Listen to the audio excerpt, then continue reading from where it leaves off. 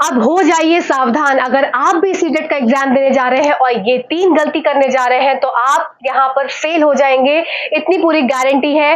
तो इन 3 गलतियों से बचने के लिए इस वीडियो को देखिए और इस वीडियो के अंत तक आपको ये 3 गलतियां पता लग जाएंगी और इस गलती को सुधारते ही आपका सीटेट हो जाएगा क्लियर। मेरा नाम पूजा मालिया है, मैं आपका स्वागत ऑनलाइन पढ़ाई पर करती हूँ। आज के इस वीडियो में ये 3 मिस्टेक्स मैं आपको बताने जा रही हूँ। ये 3 मिस्टेक्स बहुत ही सोच समझकर मैं आपको बता रही हूँ। बहुत सारे कैंडिडेट से उनकी बातों को समझकर इन 3 गलतियों के नतीजे पर मैं निकली हूँ, जिस वजह से बच्चों का एग्जाम जो है वो रह जाता है एक एक नंबर से। और आप सभी को पता है कि ये 90 नंबर जनरल कैंडिडेट के या 82 मार्क्स आपके रिजर्व कैटेगरी के लिए कितने ज्यादा महत्वपूर्ण है अगर आपको किसी भी गवर्नमेंट एग्जाम को क्लियर करना है जो कि टीचिंग सेक्टर से बिलोंग करता है। आप सभी को पता है कि अभी यूपी में बहुत ज्यादा बम्पर वैकेंसीज आने वाली है, तो ये वाला सीटेट 2024 जुलाई आप सभी के लिए बहुत ज्यादा महत्वपूर्ण हो जाता है।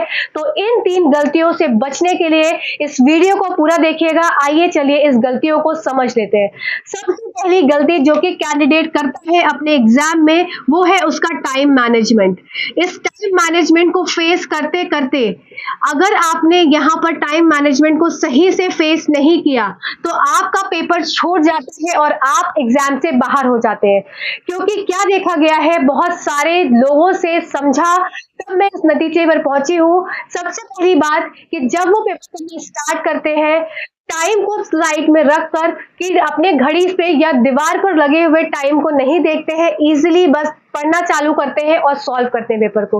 आप सभी को अपनी क्या स्ट्रैटेजी बनानी है कि आपको अपनी घड़ी को अपने हाथ पर बांधते हुए सिंपल वॉच को बांधना है। अगर अलाउड है, नहीं है तो क्लास में जरूर घड़ी होती है। अगर वो भी पॉसिबल नहीं है तो आप जाकर पर्सनली अपने टीचर को बोलेंगे कि हर आधे घंटे के बाद हमको एक अलार्म चाहिए टीचर के द्वारा कि आधा घंटा हो गया। आप उनसे रिक्वेस्ट करते हैं तो वो ये काम जरूर करते हैं। तो पहला इंपॉर्टेंट काम है आपको टाइम को मैनेज करना। और टाइम को मैनेज करने के लिए अगर साइंस और मैथ्स बैकग्राउंड के बच्चे ये वीडियो देख रहे हैं तो कभी भी मैथ्स के सेक्शन को पहले मत अटेम्प्ट करना। मैथ्स के सेक्शन को लास्ट में अटेम्प्ट करने के लिए आपको आधा घंटा से 45 मिनट रखना है, तब जाकर आपके मैथ्स के क्वेश्चन सॉल्व होते हैं, क्योंकि मैथ्स के क्वेश्चन बहुत ज्यादा लेंदी हो जाते हैं। तो यहाँ पर सबसे पहला टाइम मैनेजमेंट का काम यह है कि आपको वो पोर्शन उठाना है जो आप समझते हैं कि आपका फास्ट है। और ये तरीका आप कैसे समझ सकते हैं, आप खुद अपने प्रैक्टिस सेट्स को सॉल्व करेंगे।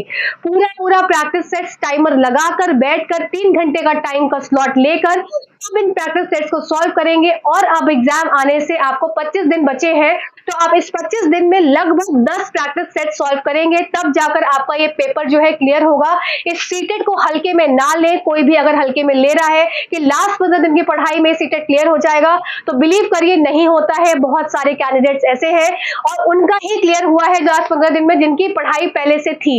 अगर कोई नया कैंडिडेट है, पढ़ाई छूट चुकी है, तो 15 दिन की पढ़ाई में सीटेट क्लियर नहीं होता है। तो उसके लिए आपको टाइम की स्ट्रैटेजी सबसे ज्यादा फोकस करनी होगी, जिसमें कि आपको अपना टाइमर लगाकर बैठकर पेपर को सॉल्व करना है।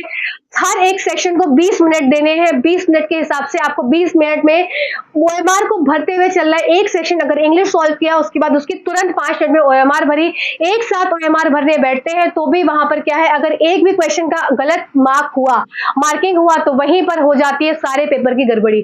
तो यहाँ पर बहुत सोचते समझते हुए टाइम को मैनेज करना है, और टाइम तब मैनेज करेगा जब आप इसके प्रैक्टिस सेट्स लगाएंगे। तो सबसे पहला काम क्या हो जाएगा, आपका प्रैक्टिस सेट्स को सॉल्व करना स्टार्ट कर देना। अब 25 दिन रह गए हैं, तो 25 दिन में आपको लगभग 20 बोल रही हूँ 10 प्रैक्टिस सेट्स यहाँ पर लगा देने हैं। कोई 10 नहीं लगा पाता तो 5-6 तो लगा कर ही जाना। तो आप देखना कि आपका टाइम का इशू खत्म हो जाएगा।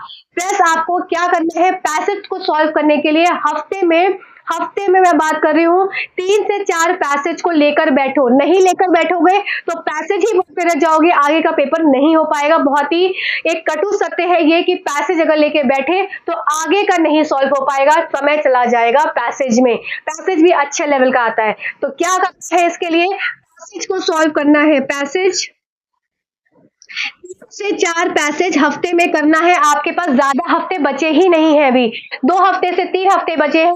तो इन 2 से 3 हफ्ते में आप खुद सोचिए 4 4 3 12 12 पैसेज सॉल्व करेंगे, आपकी प्रैक्टिस हो जाएगी।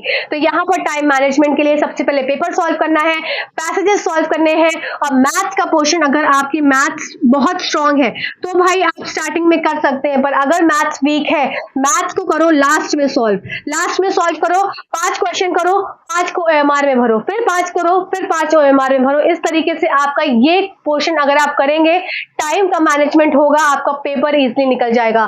दूसरा इंपॉर्टेंट काम, जो कि दूसरी मिस्टेक जो जनरली बच्चे कर रहे हैं, बहुत ज्यादा ही इंपॉर्टेंट वो मिस्टेक है। और ये मैंने बहुत कई बच्चों से मैंने सुना, कई कैंडिडेट से मेरी बात हुई जिनका प्रीवियसली पेपर नहीं हुआ था क्लियर।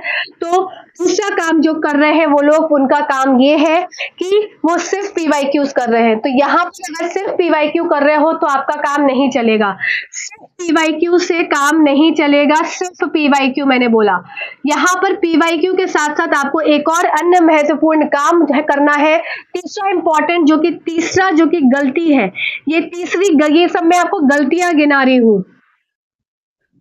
गलतियां हैं आपकी ये, ठीक है। तो पहला मिस्टेक हो गया आपका टाइम मैनेजमेंट को नहीं समझना। दूसरी मिस्टेक वाईक्यू सॉल्व करना। तीसरी मिस्टेक है कि सिर्फ एनसीईआरटी पढ़ना या सिर्फ थ्योरी प्रिपेयर करना, सिर्फ एनसीईआरटी। अगर आप सिर्फ एनसीईआरटी भी पढ़ रहे हैं तो भी आपका पेपर नहीं निकलेगा।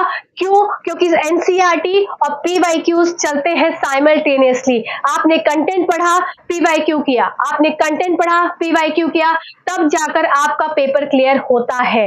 अगर आप ऐसे भी कर रहे हैं कि पीवाईक्यूज देख रहे हैं फिर कंटेंट देख रहे हैं तो भी चलेगा। आपको ये समझ में आ जाता है कि पीवाईक्यूज कैसे हैं, अब मुझे उस हिसाब से कंटेंट को कैसा प्रिपेयर करना है। तो कंटेंट और आपका पीवाईक्यू दोनों क्या होना चाहिए, साथ साथ चलना चाहिए। तो इसके लिए आपको करना होगा साथ साथ प्रिपेयर। तो ये 3 काम आपको जरूर करने हैं। पहला टाइम मैनेजमेंट के लिए प्रैक्टिस सेट्स, दूसरा मैथ्स अगर है तो मैथ्स को लास्ट में सॉल्व करना है, तीसरा इंपॉर्टेंट काम है कि पीवाईक्यूज करने हैं, पर कंटेंट भी पढ़ना है, कंटेंट का तो पीवाईक्यूज भी करना है।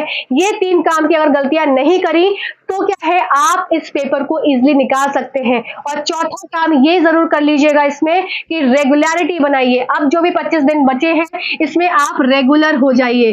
रेगुलर पढ़ाई करनी जरूरी है। रेगुलर जो काम करने वाले, जॉब करने वाले हैं, वो सुबह उठे और सुबह सुबह से अपनी पढ़ाई स्टार्ट कर दे, या फिर रात में जगराता करें 20 दिन के लिए और प्रिपेयर कर ले। क्योंकि यूपी की सुपर टेट की वैकेंसीज बहुत इंपॉर्टेंट है और ये नौकरी देकर जाएगी जो भी बच्चा कैंडिडेट अपना फॉर्म फिल करेगा और जो थोड़ा भी सीरियस होगा।